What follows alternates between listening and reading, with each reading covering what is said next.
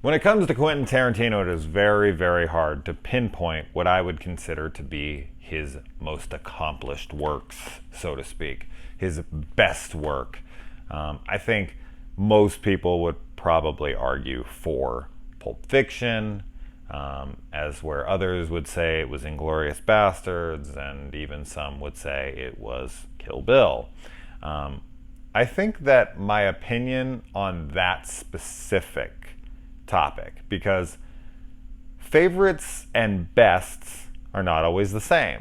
You can think that Schindler's List is Spielberg's best movie, that it's the most accomplished, that it's, the most well-rounded, and you can think, or no, you will say that Jaws is your favorite, or whatever. And that can be true a lot of times with directors or series where you can say, I know this one's the better movie, but I just prefer this one. This is the one that resonates with me more. I like it more, whether it be a bias by something in the story that just more appeals to you, or because of nostalgia, or many other reasons of why.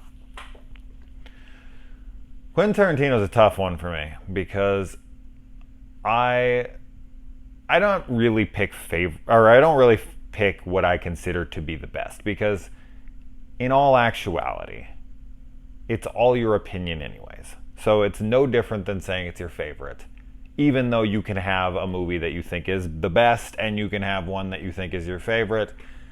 Regardless, both are just opinions. There's no facts to it, like, oh, well, Schindler's List is his best movie. If you disagree with me, you're wrong. You can have your favorite, but this is his best movie. Like, that's just an opinion. When it really comes down to it, when it comes to film, no matter what you say about movies, it is always an opinion. Film, art in general, is subjective. So when I watch something like Kill Bill, when I'm sitting down in the moments where I sit there and I watch the top tier Tarantino, which I consider to be Pulp Fiction, Kill Bill, as I see as one film, Inglourious Bastards, and Django Unchained. Those are his 4 masterpieces. And the other ones, we'll talk about those, and I'm not saying bad about them. You already know my thoughts on Reservoir Dogs and Jackie Brown, and we'll get to Hateful Eight, and Death Proof as well. I already did that one as well. But I really enjoy the hell out of Hateful Eight, and I actually might find it to be flawless the next time I watch it. I've only seen it once, and it was in theaters during the road show. I can't wait to talk about that. But as for right now, the 4 movies that are in Tarantino's filmography, Pulp Fiction, Kill Bill, Django, and Inglourious Bastards, those are like top tier masterpieces. And so when I'm watching Kill Bill, when I'm actually physically sitting down and watching it, that is the best movie he's ever made. When I'm sitting down and watching Pulp Fiction, that's the best movie he's ever made, and so on and so forth. So it really is just kind of, in the moment, I feel, stronger. And in my opinion, is much stronger whilst the movie is playing in front of me. Because they're all like equal to me, but when one's on, it just takes that step up, because of course I'm engrossed in it in that moment, and I'm completely immersed, and yeah, it just kind of takes that edge while I'm watching it. And having watched this, the reason I'm telling you this, and the reason I'm saying this of all the films, and I didn't say this during Pulp Fiction, is because, man, was I feeling it strong while I was watching this. Like when I threw on Kill Bill Volume 1, because I am going to talk about both all here in one, because Quentin Tarantino wanted to make these into one movie. This was supposed to be one film, and the studios were like, no fucking way. And so he had to break it up. This is like Tolkien, kind of all over again. He wanted the Lord of the Rings to all be released as one book, and they were like, nope, we're breaking it into 3 things. And, we got Volume 1 and Volume 2, and the wait between was really cool, but, I mean, I personally, I don't know how other people would have been, but I would have sat through this with a smile on my face the whole time. And I will say that if you were to put Kill Bill Volume 1 and 2 together, which, is referred to as the whole bloody affair, which, why the fuck has that not been released yet? The only reason I can figure that hasn't been released is A, they're trying to sell 2 different copies, for money. But now I can only imagine that sales on Kill Bill have dwindled outside of, some resurgence of excitement towards his films again once he releases a film every few years for a very short period of time.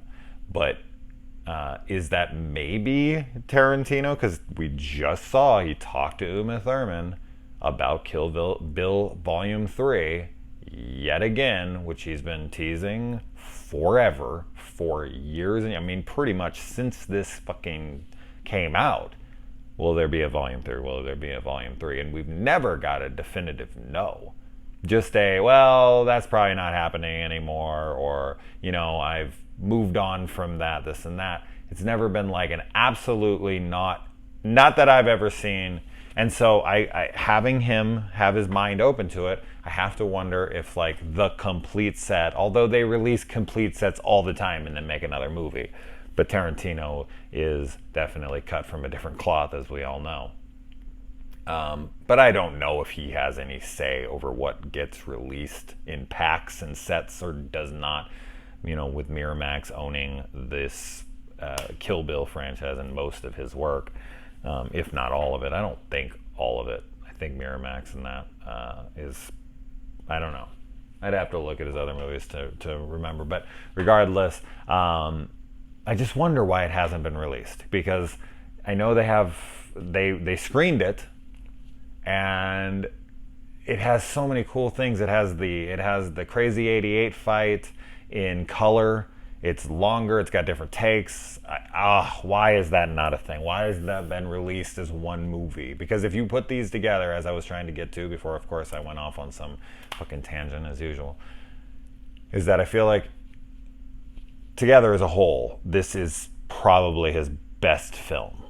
If you were to put them both together in one, this 4-hour epic, this martial arts extravaganza, it's weird when I watch this movie. Of course, there's always going to be people who dislike this, any movie ever. But it's like, what the fuck is there not to like about this? Maybe it's too silly for people, but if you're a Quentin Tarantino fan, you've kind of embraced the silliness that he has, and in certain aspects. In other aspects, it's not silly at all, but in a lot of aspects, it's a love letter to, martial arts cinema, grindhouse type stuff, foreign cinema, and it's worn all over this. I love that, we get a little kind of, what would I call this? Maybe a preemptive nod, in a way, in Pulp Fiction, when Jules says that he's going to walk the earth like Kane from Kung Fu, and here we go, we got Kane from Kung Fu as Bill in this movie. So I love that he always wears his influences all over his sleeve. Like, he is just wearing his influences. But as I've said before in other reviews, I don't think that he is, somebody who plagiarizes. I think that he takes something and he does these incredible homages and just makes them so much better than they have ever been before. All right, so let's get to Kill Bill. This is going to be a long-ass video, so I'm sure I'll get a bunch of dislikes because my long-ass videos seem to do that. And a lot of my Quentin Tarantino videos have gotten some hate. Oh, no. All right, so first thing I want to talk about, I guess, is the music. Robert Rodriguez and the RZA both worked on the music for these movies, and man, what incredible music. Like, it just fits the film so damn well. It's modern at times, but it's also harkens back to the movies that this is, in homages to. It's perfect. And that sequence when Oren Ishii is walking in with the Crazy 88, that is it's one of the most iconic scenes in history of film. When the it like fast zooms in with the music and the bow bow bow, and they like parody it in plenty of movies, even Team America, World Police. It's God, that fucking shot, man, is just like Tarantino at his very best. And God, this is gonna be a long ass video. This is so goddamn good. We've got Michael Parks in here, who is playing the same character in this as he did in Death Proof and Planet Terror, and I think that's it, but maybe I could be wrong. Maybe there's another one. I feel like maybe I'm missing one here, but that's cool that that he plays the same character in a lot of these movies. So in a way, Kill Bill is set in the Planet Terror and Death Proof universe. So Beatrix Kiddo is going to have to take on zombies in the future, and is that a real thing? Is that possible? Maybe that's what Kill Bill Volume 3 will be about. Beatrix and BB versus the zombies, and they'll meet up with Cherry Darlin and maybe the girls from Death Proof. They'll drive in a car, and Cherry will jump on the back, and Beatrix and BB will be up front. Now I'm fucking dreaming. So yeah, the fourth film from Quentin Tarantino. I've seen this on his posters, but I want to say I will look for it in the next one, in Inglourious Basterds, when I watch it after I make this video. If he actually says like the fifth film from Quentin Tarantino, because he does consider this to be one movie. As somebody pointed out to me in the comments, I was like, well, I guess he doesn't count Death Proof as a film, and they were like, oh no, he counts that. He just counts Kill Bill as one, and that makes sense. So Death Proof does count, which is interesting. So he's on his 9th film. He said he's only making 10. I do think that what he'll do is he's saying that he's going to do the play thing, but I also think there's another place for him that'll be perfect, and that is television. Holy shit, yes. Quentin Tarantino writing an entire television series. Imagine that. Imagine him playing around with being able to really elongate whatever he wants. He can make a Kill Bill. He can make fucking 6 of them on TV. I'm not saying actually Kill Bill, but he doesn't have to worry about 4 hours. Shit, they're going to want way more than that. So look at freaking Refn, what he just did with Amazon. He made like, what, a 10-episode show with like an hour and a half episodes a piece. You can really pack it on. So I think television will be perfect for Quentin Tarantino. And Kill Bill could have easily been, an entire fucking television series. It could have been 10 hours long. It could have been like Lone Wolf and Cub, or as they call it in Kill Bill Volume 2, the edited down version of the first 2 movies, Shogun Assassin. But yeah, you could get like a lengthy epic. So we've got it's just, I don't know, it's the whole, and I love it, don't get me wrong, but it's almost like the arrogance of like the 4th film by Quentin Tarantino, like, aren't I so amazing? I don't know, but it almost is like him telling us like a countdown, like this is the 4th film of 10, like I'm making 10 and I'm letting you know where we're at when the movie starts. Like, this is it, guys. Like, you were getting there, with the next movie. It's like we're halfway there.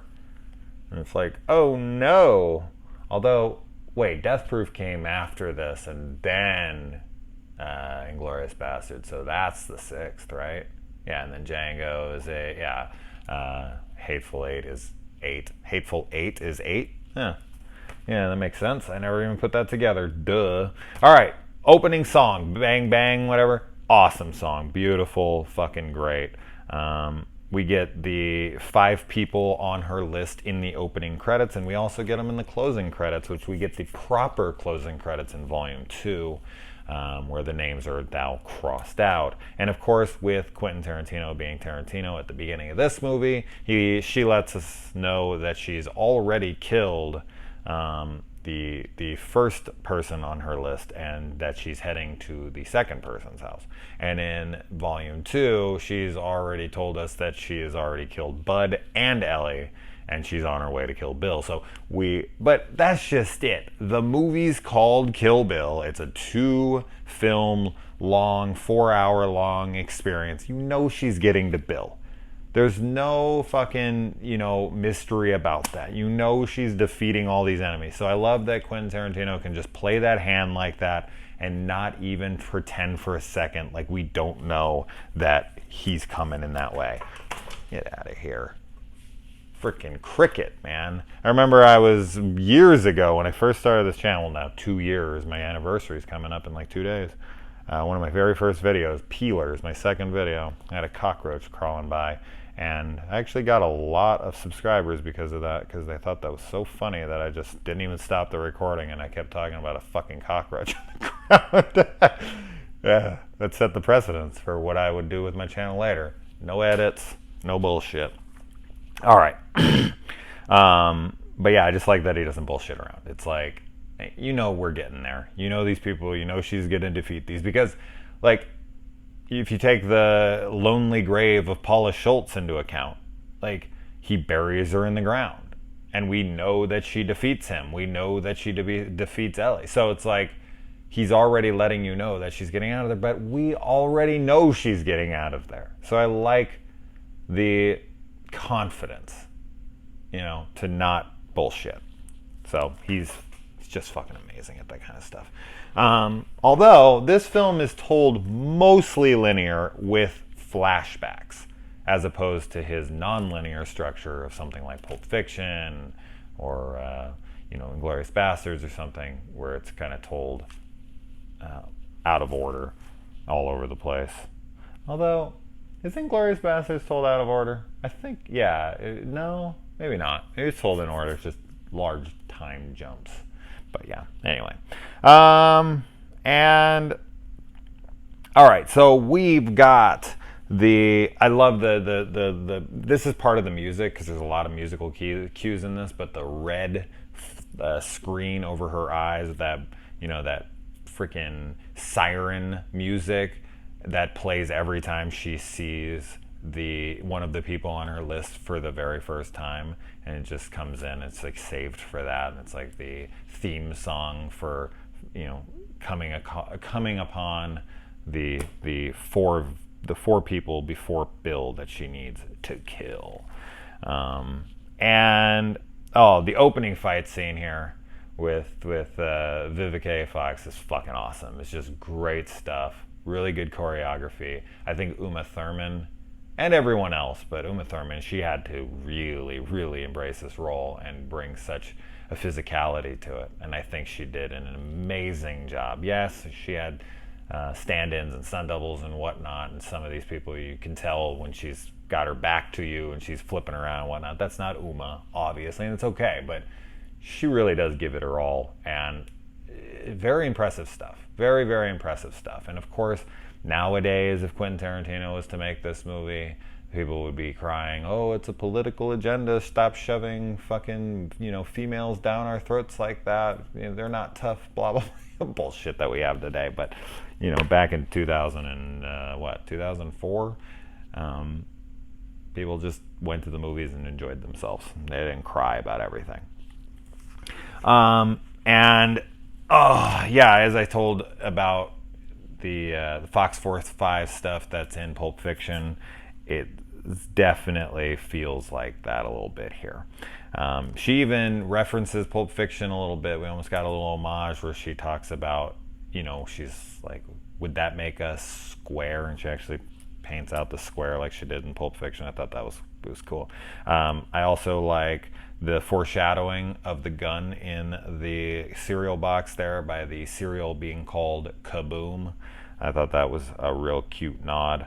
And I like that she points out, like, oh, you talking about even? Fucking even Steven? No, what would make us even is if I killed you, went upstairs, killed your kid, and waited for your husband to come home and killed him. Which I actually don't think is far enough. I think she would have to kill her kid, her husband, and all of her best friends.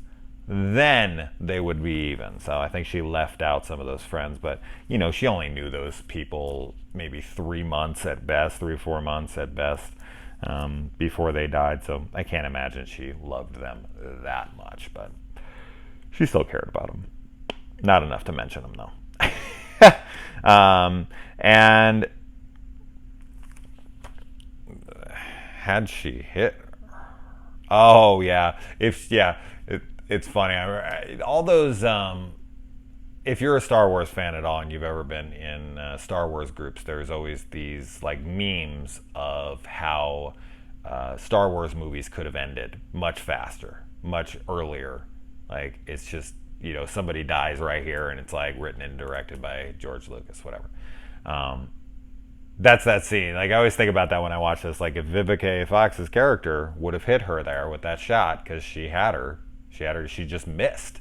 Like she had the shot on her. She just, because it was in a cereal box. I mean, she fucking missed too. Like it was way off. Like I feel like God came down from heaven and stopped those motherfucking bullets. So she needs to go walk the earth with Kane from Kung Fu and then kill him because he's Bill. But yeah, I mean, she just missed that shot. Otherwise, credits, man. That would have been a pretty short movie. And then the come and find me to the kid, like if you're still sore, you can come and find me.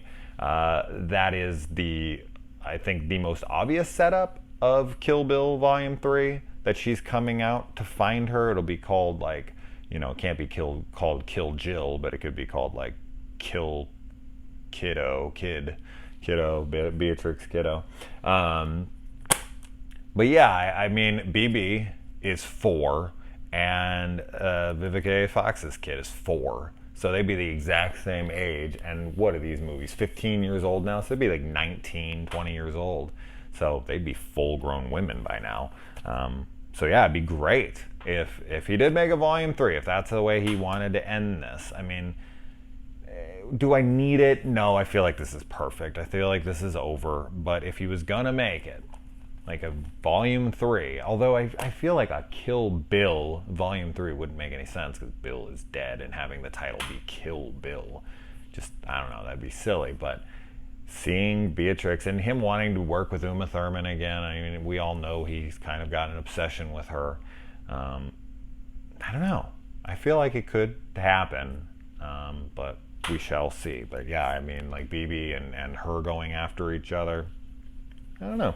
Maybe she comes and kills Uma, and then her daughter. But getting back the original actresses, the ones who played the kids in the movie, I would love to see that. They probably would never do that, but it would just be so cool to have them both grown up, actual actors going at each other. But I don't know if either one of them act again ever since this. I don't know. I didn't look into it, to be honest. Her name being bleeped out throughout the movie, kind of keeping her the man with no name, the woman with no name. Very, Sergio Leone, fucking Clint Eastwood kind of stuff. Yes, other films as well, but that's just kind of what it reminded me of. I've never heard a name fucking straight up bleeped out before, but it's done within this movie and the next movie until it is revealed to us by Ellie that her name is Beatrix Kiddo. And we'll get to that. And the whistle when Ellie's coming to kill her, but Bill calls it off and aborts the mission. That's yet another super iconic thing from this film, and I catch myself whistling it all the damn time. I would say that is probably like my second, like if I was going to take all the whistles from movies that I know, like that's probably the most iconic as far as like if I heard it, like I hear it a decent amount because I remember it being people's ringtones on their phone. But you probably will know what I'm going to say here, but the most iconic whistle for me is Annie's in Halloween, which that's just, because I've watched Halloween so much and I grew up with it and I've heard it so many times, that's the one I catch myself whistling the most, but this would be second on that list. What would be third? I don't know. So those are the only two that really come to mind, so they're definitely the most important of them. And I like how Bill says that, the one thing he won't do is kill her in her sleep if she wakes up. then, it's fair game, but we're not killing her in her sleep. She deserves better than that. All that stuff is great because there's such a level of love and respect between Bill and Beatrix, and I like how that is fleshed out in Volume 2, because in Volume 1, we never even see Bill's face. Never once. So, would have Quentin Tarantino kept his face in the darkness until the second half of Kill Bill Volume 1? Did he write this all as one and he kept it, or did he make it the decision to keep his face in darkness and shadow? Because we see his face at the very opening of Kill Bill Volume 2, like instantly. So I can't imagine that he just so happened to write it to where he showed his face right as the second movie had begun, not knowing a second movie would have happened. So I wonder if he pitched it as one movie and then they were like, oh, hell no. And then he was like, all right, I guess I'll write it as two separate films, and had to structure it that way. Because I don't feel like you could have a proper ending to this movie, Volume 1, since that's what we're talking about at the moment. I don't feel like you could have done that the way it is and wrap it up the way he does with the whole revelation that the kid's still alive and all that. Like, this feels structured like a film, like a complete movie. It does not feel like he wrote this to break off there. So I can only imagine, but I could be wrong. Maybe this is just a coincidence and it just lined up and he was like, oh, well, here's where I'll end my script. That'd be a perfect end. And then I'll just keep his face in darkness. Like, maybe he kind of tailored it, retrofitted, whatever, to kind of fit the two film structure. I don't know.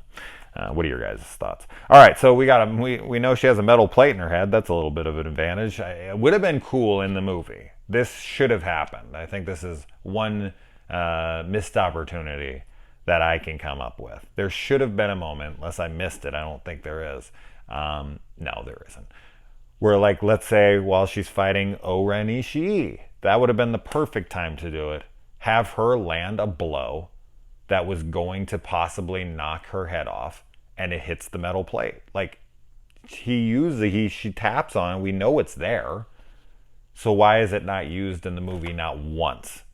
She could have hit her head into somebody with it. Maybe she does. She headbutts Ellie, and I'm guessing but she does it with the front of her head, and she got shot like at the side of the head. I don't know, but I just felt like that metal plate could have played into it. She could have turned on the microwave, passed out, and pissed her pants. Oh wait, that's Christmas Vacation. But yeah, I don't know. And yeah, her baby's missing now. Because the movie is more silly in nature at times, I don't feel like people take the performances in these movies that seriously. And I feel like Uma gives a powerhouse performance here in all different ways, like dramatically, comedically, as an action hero, all that kind of stuff. I think she really brings it, and she really has to embody a lot of different genres. She's in a martial arts movie, she's in a drama, there's such a range within this movie that's asked of her. A lot of the other characters only have short quips. Like, she eats up the majority of the time on screen. It is like there's not a single scene without her in it. So she's in everything, but every other character kind of just comes in for like 10-15 minutes and then dies and goes away, and then another character comes in for 10-15 minutes and goes away, so on and so forth. So, but her dramatic performance in this, at times when she's asked to do so, when she wakes up and she realizes not only has she been raped, because this says she has to wake up. She wakes up in a hospital after being in a coma for 4.5 years. She finds out that she's been raped all the time by who God knows who. So, I mean, there's a very good chance that she has some kind of an STD, which is terrible to think. But, putting that aside for the moment, she finds out that she can never bear children again anymore. Her plumbing don't work down there no more. It can come up inside of her, whatever. And then third, she wakes up and realizes her baby is, to her knowledge, dead and gone. And she looks at her hands and, surmises that she's been down for 4 years. This seems like Quentin Tarantino having fun with us because, to my knowledge, unless palm readers, that is not possible. What did she do? Study her hand right before on her wedding day, and every freaking year since she's been looking at her hands to know where the next age line is going to be for the year. But she tells by her hands, why not? And so yeah, she's lost out on 4 years of her life, 4.5 years of her life. She lost her kid. She can never have another kid, and she's been raped every night. And she has to wake up remembering that her lover, the person she probably loves more than anyone in the world, has betrayed her, as has all of the people she knows. And she has entropy in her legs, and oh my god, I mean, this girl wakes up to horror, and she gives that performance. She's crying, she's screaming, she's pulling at her stomach, and it's gut-wrenching. Kind of seems like a pun since she's wrenching at her gut there, but you know what I'm saying. Like, it is, and I love it. The fucking of Coma Patients as an idea is, very Tarantino. It is just so evil in nature, but dare I say funny. The way it's presented is funny. I remember, who was it? George Carlin? Who said, people say you can never joke about, rape. It's never funny. And it's like, you can joke about anything if you know how to do it correctly.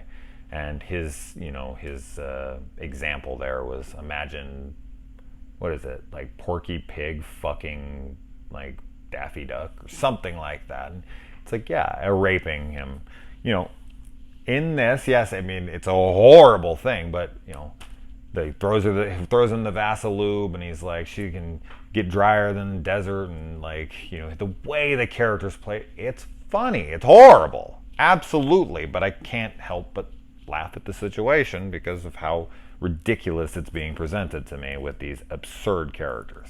So it's extremely dark comedy, kind of like something like Happiness with Philip Seymour Hoffman, where you're watching it and you're like, oh my god, I shouldn't be laughing at this. It's so horrible, but it's so funny. When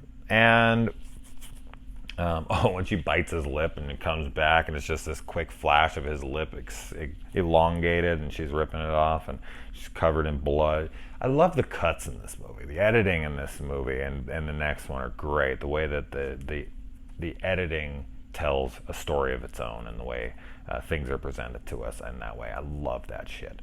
And then there's no way Buck, who is Tommy, yet again, from Valley Girl, I love that, he gets smashed in the head in the door. No way, man. He'd be fucked. First hit, no way. But I love, he's like, please stop hitting me. My name's Buck, and I like to fuck. And just boom, one last one, and he is dead. Would they really hire orderlies that have fuck tattooed on their knuckles? I don't know. And with 2 dead bodies and a missing coma patient, and her sitting down in the, one of the victim's cars for 13 hours, what kind of police work is this? They're not going to check the person's vehicles on the lot? They're not going to investigate that at all in 13 hours? Bullshit. Of course, with Quentin Tarantino movies and with something like this, there's plenty of other things that you got to be like, okay, that's not possible at all.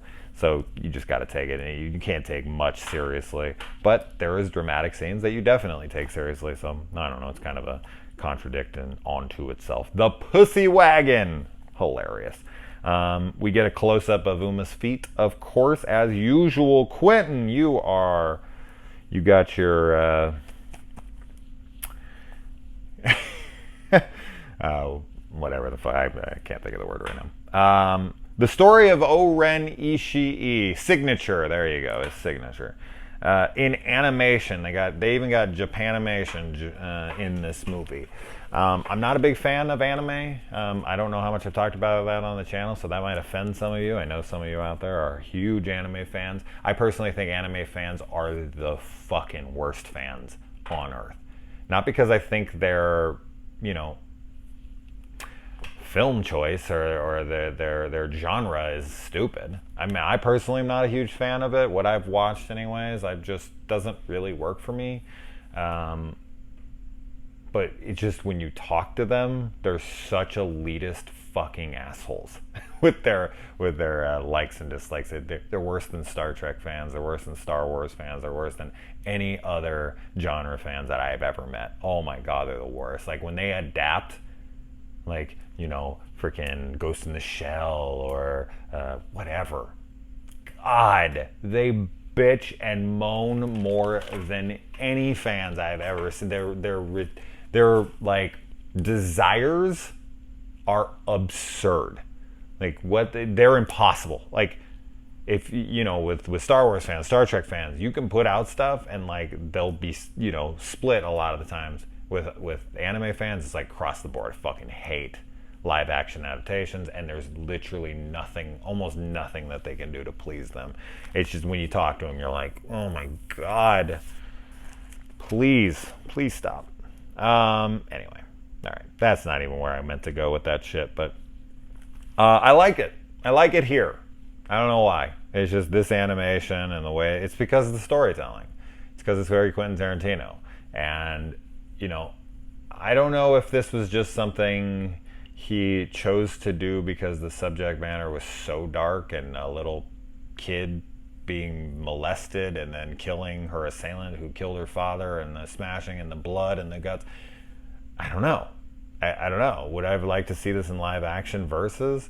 I like the animation. I think it's cool, and I think it's a good nod to Asian cinema, I suppose, and another form of another medium that in which to tell stories like this usually. So I don't know. That's cool. I like that entropy in the legs is addressed at all. Because that so rarely is, you know. Now, could she get her legs right? I mean, someone had to have been, you know, working her legs out for all those years. Otherwise, they would have wasted away to absolutely nothing, and they would have been completely useless. And I do like that she flies out to Okinawa and actually like trains for a month before she goes after Oren. She goes for anybody. So she's out for a full month after those 13 hours. Where's the hell she got money to get a plane ticket there and all that? Doesn't matter. I mean, Buck had $1,000 in the car. Whatever. It doesn't matter. Although, could you get on a plane in 2004 without proper identification and whatnot to fly across the world like that, or to a different country and to customs? And no fucking way. No fucking way. But as I said, those are things you just gotta be like, whatever. Seeing Sonny Chiba in here is super cool. I think like Sonny and the other guy that's in there with him, I think their chemistry and his lines and the way he plays that is just perfect. Like, it's hilarious and it's endearing and it's charming and it's just so fucking fantastic. So I love Sonny in this movie, in that scene. And, you know, her scenes with him, the way they play off of each other, and when she switches from this like ditzy, you know, American girl who doesn't know anything, and then when it gets really serious, she kind of comes down low and brings, I need Japanese steel, and he's like, why would you? And he brings her upstairs, I like baseball, and he throws it and she cuts it, and she grabs the sword, and she has such an admiration and you know, respect for this man and his weapons, and she like asks his permission, and it's beautiful. It's just beautiful. This is why I say this is, you know, quite possibly the best thing he's ever done. And oh man, Lucy Liu's character Oren cutting this guy's head off for the half Jap, half Chinese heritage thing. Great stuff. Love the head. Looks very realistic. Great practicals there. The blood spray, of course. We get lots of over-the-top blood in this movie, which, you know, I'm always a big fan of. And we already talked about the iconic music swell, fast close-up, iconic shot. The band, the 5, 6, 7, 8s, is fucking awesome. I love them in this movie. It complements the scene there when she's walking around. She's stalking them and going in the bathroom with Sophie Patel and, you know, bringing her out and cutting her arm off and all. Oh, so damn good. And then when she fights those guys, now the Crazy 88 fight is definitely one of the best things in the entire Kill Bill opus that it is. But like, so, oh god, the fight is difficult to talk about because I want to talk about literally every single thing about it. But I'll kind of try to stick to my favorite parts. So her very first fight there sounded like I said fart. I really didn't. I had a brain fart, that's for sure. But she like hits everybody and they all stand still because they've all been injured, hurt, and they're like waiting. And she like the sword's vibrating and she like taps it to stop, and as she taps it they all fall. Just fantastic. The choreography in this fight sequence is amazing. So shit, man, so good. The Go-Go fight, just so great. Go-Go is gorgeous. This fight is fucking awesome. I mean, there's only so much I can say about it. The black and white, as I said, in the uncut version, the real version, this is in color, but because of an R rating, I want to say, is why they made it black and white with red blood and all that. It was too much, and they had to give it an NC-17, so they had to throw the black and white over it. People are so dumb. People are so dumb. The color cuts down on the violence. If it's not red, maybe I'm wrong on that, but I swear that's what I heard, and that is a ridiculous reason. It stylistically looks really cool because she like blinks out of it in the moment, and which makes me wonder if they just took the footage and were like, well, how do we bring this back? How do we make it look like it's a style choice? And we'll have her blink, and it'll turn back from black and white to color. It's really cool in the moment, but I wonder if that was just a blink she did and it wasn't meant, or if they shot it after, like, all right, we need you to have this blink that'll bring everything back to color because they won't let us shoot it or show it in color. I don't know. I do not know. And then, holy shit, man, there's so much death in this movie. You can look on YouTube and find the full color version in full HD, so it does exist. You can watch this thing. The break dance where she's spinning on the ground, cutting all the legs off. Amazing. The guy getting split straight down the center, his body falling apart and blood spraying like some freaking horror movie. Amazing. And the shadow fight with all the guys in the room, amazing. I mean, this is the word of the day here. And the spanking of the kid is pretty freaking funny. She throws him out of there. She cuts his blade in half, which they had on Mythbusters, which is just not possible. But they weren't using a Hattori Hanzo sword, all right? So that was their fatal mistake, their fatal flaw in their experiment there. They didn't have the proper Japanese steel. And the music and the style in the O-Ren fight, just, it's so good. I love the scenes where it's really quiet and there's snow outside. Although, why is there snow there, but there isn't snow when she's driving? Well, she throws her down that hill and there is snow, but there's none on the streets when they're driving. I guess they plow very well there. But there's a good amount of snowfall on the ground. It's a beautiful sequence. I'm not going to say there is snow. I'm wrong. I remember she threw her down that hill. But yeah, so that whole sequence, it's so beautiful. And I love that little water thing that like comes down and the noise it makes. It's just added ambiance. Great stuff.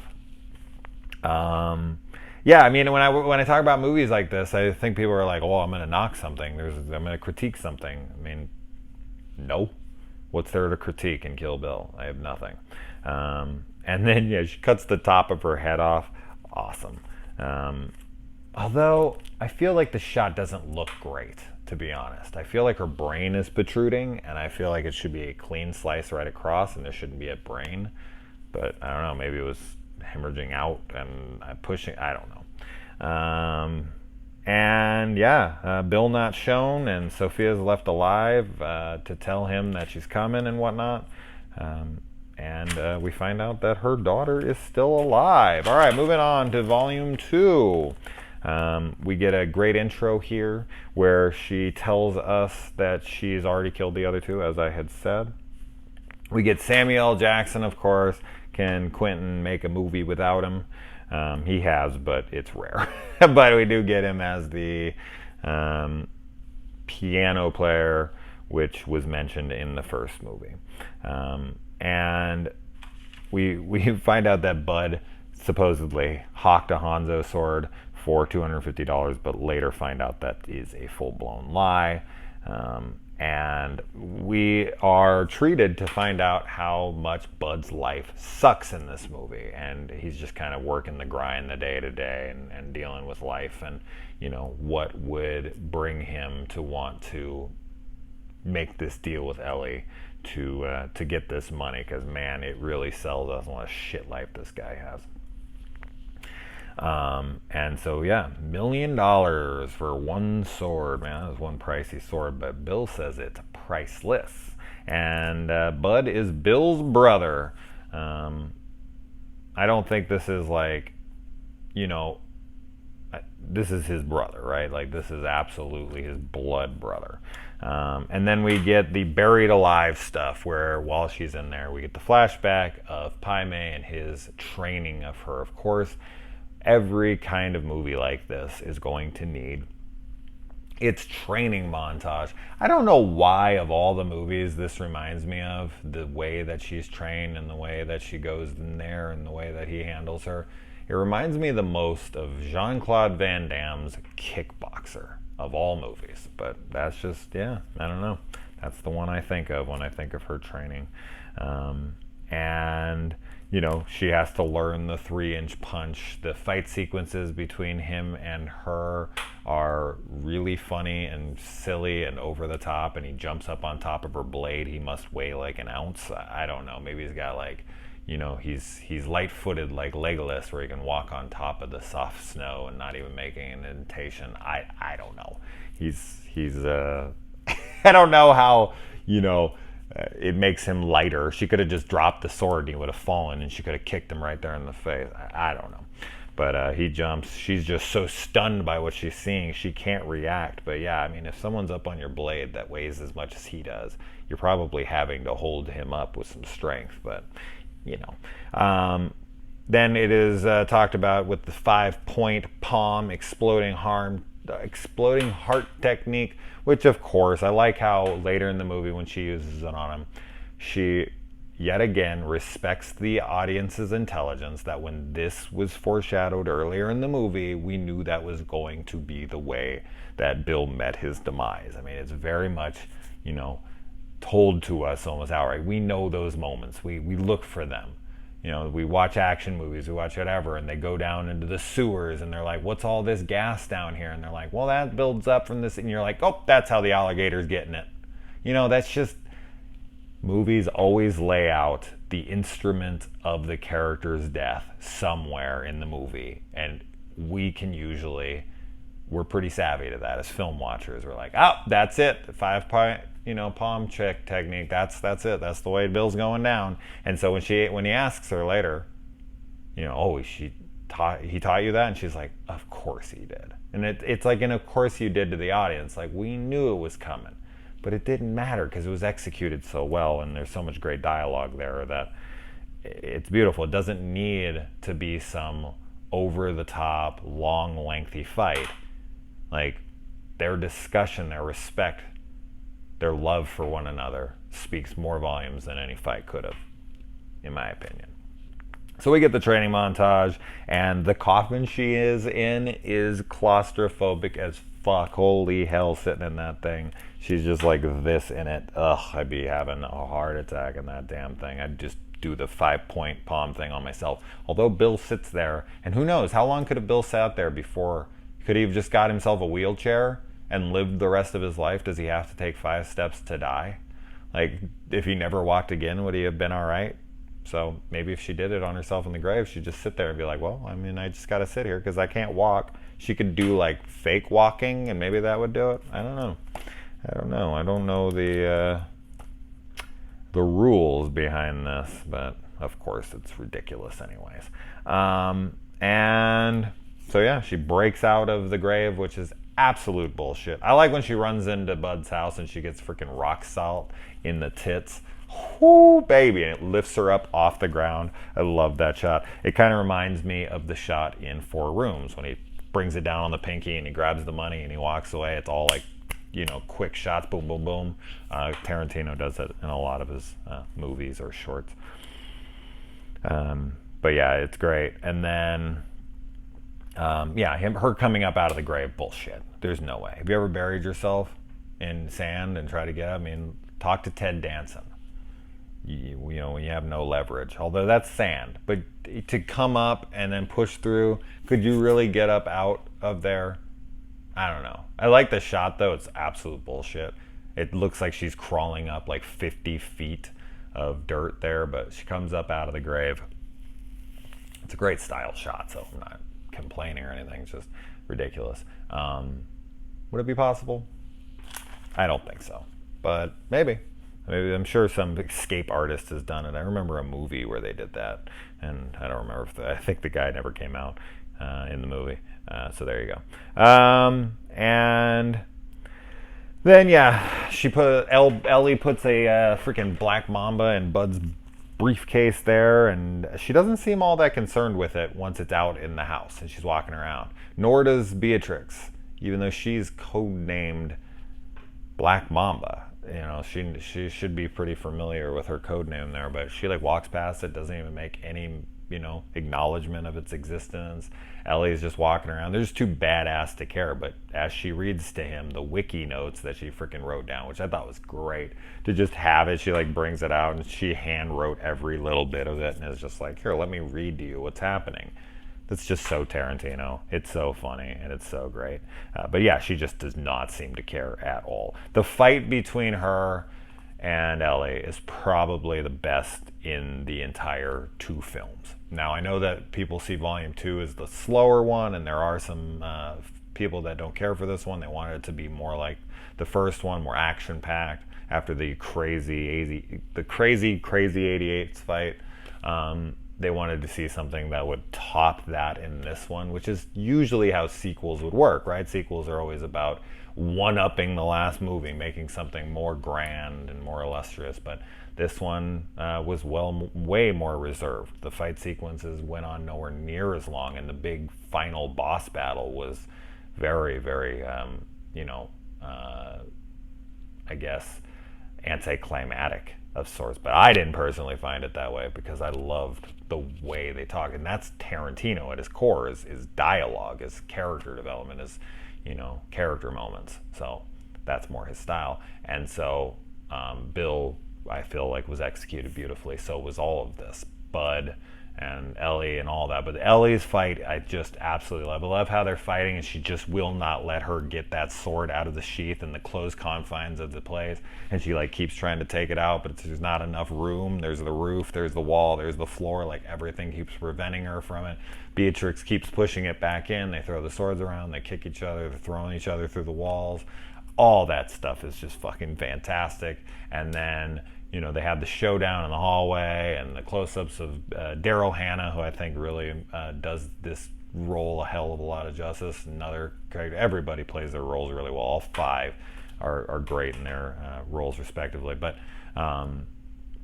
yeah, when they're going at each other and they just lock swords in that moment, you think there's going to be more to it, and then, you know, we find out that Padma plucked her eye out and that she killed her master and all that, which gives her even more anger towards Ellie. It's like the character you want to die more than anyone in this I keep wanting to call it a franchise, but this duology of sorts. But then she like gives her some more fire up her ass, and just there couldn't have been a more poetic moment than to snatch her eye out and leave her in a house with a black mamba as she screams, and to kind of see her resorted to crying on the ground like some helpless idiot was beautiful, because she acts so cool and so tough and so above everything and so fearless and whatnot. When she takes that other eye out, man, she just breaks down like, you know, most people would. She lost one eye, now she lost another, and she's totally fucked. Oh, come here, cunt, I'll fucking kill you. She like turns, and she poisons Padme. Padme. I keep calling her Padme. See, I'm talking Star Wars now. Padme. Fucking A, man. Fucking A. Padme. Fucking A. Padme. Whatever A. All right. Per se. Let's move on. So, yeah, I love all that stuff. I love the way it's just beautiful. Just grabs that eye and then she steps on it and like squeezes out between her toes. So great. But we have no, um, you know, we have no surety that she actually died. So if they did make a volume 3, it is possible she could be in it. Because we do not get confirmation that she actually doesn't die. But another great scene in that fight scene is when she has her head in the toilet and she's in there and she flushes the toilet to get air. Just great. You never see that in movies. You never see it. I've seen a lot of swirlies in movies before. But yeah, we find out she poisoned him. There's the most typical way a woman kills, right? That's what I've heard. That women usually poison people, but this is some assassin who kills people in this way and that way. But in the end, she resorts to the girliest of ways to kill him. And then, yeah, I already talked about all that. Then we got Michael Parks playing a Mexican in brownface. Is this racist? I don't think so. I think he plays it super well, and I'm not that kind of person. And then she goes to Bill's house, and this is when the big bomb is dropped on her, because although we know, she does not truly know that her daughter's alive. When she comes around that corner with this intent to kill, she's got her act on. She's coming in there. She's ready to go toe to toe with this guy. She's got her sword out, or she got her gun out. Was she just gonna walk around the corner and shoot him in the head? Did she have stuff to say? I don't know. But what if he would have been there with a gun? We should have just shot him and that would have been it. But yeah, he's got the kids there. The kid, not kids. That's my life, not hers. She comes around the corner, and man, what a bombshell. And you think, like, holy shit, how is she going to react to this? And she just kind of like falls right into mom role. Because in all actuality, this was her dream, in her heart of hearts. Like when Bill interrogates her later on with his truth serum, the indisputable truth or whatever. He's like, did you think this was going to work? Did you think leaving me was going to work? This and that. But you can tell there's love, and that's something that I think that Quentin really needed to convey to the audience, and I think he, as usual, did so very, very eloquently. Is he addressed the love? He sold the love and the respect, and the relationship between them. There was that chemistry. There was that history there, and we got it, and it worked really, really well. The way they play it off of each other, but we get to kind of see Beatrix and BB and Bill be a family for a very short amount of time. For a couple hours, they're just a typical family. She comes home and there he is to tell her about the lesson that her kid has learned that day, and then she takes her into bed and tucks her in and falls asleep with her and goes out to confront her man about some issues that they have together. Typical American family there. And then Bill has this conversation with her, and all that stuff's really good. And Bill goes into one of my favorite bits of dialogue ever written, is his Superman discussion about how, Beatrix, and I should say Superman is Superman. Most comic book characters have alter egos, which is their superhero, but Clark Kent is the alter ego of Superman. Superman is actually Superman. That's who he wakes up as in the morning, and that's his argument against why she couldn't stay away from that life, because she can change her name, she can move away, she can do whatever she wants, but in reality, she's still Superman. She's still Beatrix Kiddo under it all. And when he came out there and he thought she was dead, and she finds her and finds out she's still alive, he feels betrayed, he's hurt, and he overreacts. And it kind of reminds me of Natural Born Killers, which he actually references that in this movie. He says Natural Born Killers straight out, but he makes reference. It kind of reminds me of the Indians or the Native American, his story that he tells them there, that joke about, bitch, you knew I was a snake or whatever. That's very much reminiscent of what Bill says to her, like, I'm a murdering bastard. You knew I was a murdering bastard, and there's consequences to breaking a murdering bastard's heart. Like, were you really that surprised? And she's like, yes, I was. Did I think you were capable of it? Yes, but I never thought you'd do it to me. This seems like a real honest discussion fight that a couple would have. This is, of course, much grander than most catalyst for arguments. This is much bigger than fighting over what fucking food restaurant, what kind of restaurant we're going to go to, what food we're going to eat that night. Oh my God, the fight of fights in relationships, right? It's every fucking this is the one thing you're never prepared for when you get into a relationship. That figuring out what you're going to eat every night is going to be the biggest fucking problem you face as a couple. So stupid, but yeah, it just feels like something like that, but on such a grander scale. And the way they play off of each other is just fantastic. So, and then she does her 5 point. There's a little bit of sword play there, very little, and then boom, boom, boom. He asks how he looks, cleans his face up. She's like, "You look great." There's such a sadness in her because she does love this man, and you can see he's got that charisma. He's a cool guy, and you get why she has this love for him, even though he's clearly much older than her. But that shit doesn't matter. Once you get to a certain age, nobody gives a fuck anymore.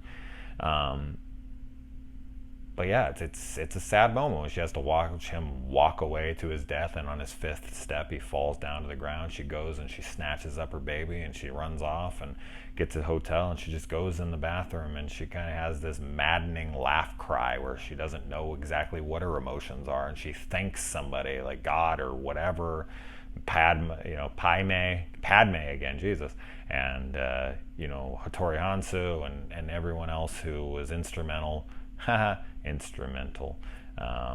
in her revenge, her dish best served cold, which I feel like there's some foreshadowing to the potential Star Trek movie that Quentin Tarantino might end his career on. We shall see. And then we find out in the credits that his name, we have code names for everyone from Cottonmouth to California Mountain Snake to whatever. And then at the end we find out Bill was the snake charmer. I love that. And Beatrix Kiddo, a.k.a. Black Mamba, a.k.a. Mommy. Her smile, the kid, the car, beautiful, gorgeous ending. The lioness is reunited with her cub and all is right in the jungle. And then the credit, it's a beautiful end. It's perfect. And, what more can I say about it? I talked about it for over a fucking hour. And there you go. So I'm going to go watch Inglourious Bastards. This was fun. Hopefully, if any of you guys are still here. I know I always say that, but this is the longest video I've ever made. This is it. This is the longest one, but it's 2 movies. So it would have been 30 minutes apiece, which is what I've done on either of these films. So it makes sense that this is an hour long. Hopefully when you see volume 1 and 2 combined, the whole bloody affair, it'll seem justified and warranted, and people will check it out. But other than that, guys, so thank you for joining me on this long epic, holy shit, this is a long video, and I'll see you soon.